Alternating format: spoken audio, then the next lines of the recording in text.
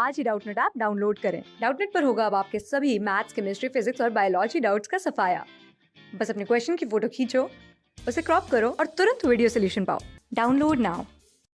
यहाँ पर हमसे पूछा गया कि अस्थमा में हमारे ब्रोंकाई और ब्रोंकियल्स को क्या होता है या इनकी कंडीशन कैसी होती है। अस्थमा की जहाँ तक हम बात करते हैं तो ये हमारे रेस्पिरेटरी सिस्टम से रिलेटेड एक डिसऑर्डर है। हमें मालूम है कि रेस्पिरेटरी सिस्टम का मेनली किसी भी एनिमल की बॉडी में काम होता है गैशियस एक्सचेंज करवाने का। गैशियस एक्सचेंज से हमारा क्या मतलब है कि एनिमल्स के बॉडी सेल्स को या बॉडी टिश्यूज़ को लगातार ऑक्सीजन की नीड होती है और ये ऑक्सीजन हमें ऑब्टेन करना पड़ता है एटमॉस्फेयर से। तो मेनली रेस्पिरेटरी सिस्टम यही काम करता है कि बॉडी टिश्यूज़ की नीड्स पूरी करने के लिए एटमॉस्फेयर से ऑक्सीजन निकाला और बॉडी टिश्यूज़ में जो कार्बन डाइऑक्साइड एक्यूमुलेट हो रहा था उसे बाहर की तरफ एलिमिनेट कर दिया। लेकिन अस्थमा में ब्रोंकाई और ब्रोंक्यूल्स हमारे अफेक्टेड होते हैं। हमें मालूम है कि हमारे रेस्पिरेटरी सिस्टम को दो हिस्सों में हम डिवाइड कर सकते हैं। एक तो एक्सचेंज पार्ट जहाँ पर मेन गैशियस एक्सचेंज असली में हो रहा है, लेकिन इससे पहले ब्रीदिंग बहुत ज़रूरी है। ब्रीदिंग मतलब कि एटमॉस्फेरिक एयर से हम तभी तो ऑक्सीजन निकालेंगे जब पहले एटमॉस्फेरिक एयर हमारे लंग्स को एंटर करेगी।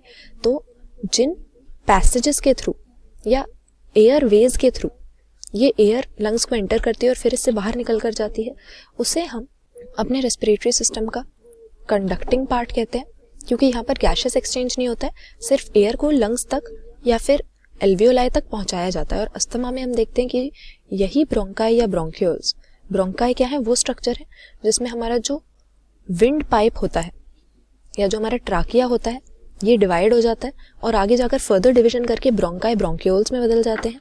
और अस्थमा में हम यही देखते हैं कि ये जो कंडक्टिंग पार्ट है हमारे रेस्पिरेटरी सिस्टम का या जो हमारी एयरवेज है, इनमें इन्फ्लेमेशन हो जाती है।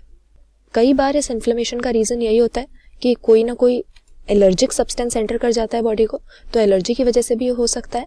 और कितना सेवियर है अस्थमा ये भी वेरी करता है, क्योंकि जनरली तो हमें इसके सिम्टम बस ये दिखेंगे कि जो एयरवेज है इनकी इन्फ्लेमेशन होने की वजह से या तो इनमें स्वेलिंग आ जाती है और ये नैरो हो जाते हैं। नैरो हो जाते हैं तो अच्छे से एयर हमारी लंग्स के अंदर एंटर नहीं कर पाती और इसीलिए या तो सिम्टम्स अगर हम देखें कफिंग हो सकती है, वीजिंग हो सकती है और फिर शॉर्टनेस ऑफ ब्रेथ या हम कह सकते हैं डिफिकल्टी इन ब्रीदिंग, क्योंकि अच्छे से एयर ट्रैवल ही नहीं कर पा रही है तो सांस लेने में दिक्कत होती है। तो अस्थमा में इस तरह के हमें सिम्टम्स देखने को मिलते हैं, लेकिन कितना सेवियर है ये डिपेंड करता है। कई लोगों के लिए ये बस कभी कभी प्रॉब्लम होती है और कई लोगों के लिए काफ़ी अक्यूट हो जाता है, सेवियर अटैक्स इसके हो सकते हैं। लेकिन मेनली अस्थमा में अगर हम देखें तो ये रेस्पिरेटरी सिस्टम से रिलेटेड एक ऐसा डिसऑर्डर है जिसमें ब्रोंकाई और ब्रोंक्यूल्स की यानी हमारे जो एयरवेज है उनकी इन्फ्लेमेशन होने की वजह से कफिंग, वीजिंग और सांस लेने में दिक्कत होती है। तो यहाँ पर हम कह सकते हैं हमारा करेक्ट आंसर है ब्रोंकाई और ब्रोंक्यूल्स की क्या कंडीशन होती है, इनकी इन्फ्लेमेशन या स्वेलिंग हो जाती है। क्लास 6 से 12 से लेके नीट, IIT, JEE मेंस और एडवांस के लेवल तक 10 मिलियन से ज्यादा स्टूडेंट्स का भरोसा। आज ही डाउनलोड करें डाउटनेट ऐप या व्हाट्सएप कीजिए अपने डाउट्स 8400 400 400 पर।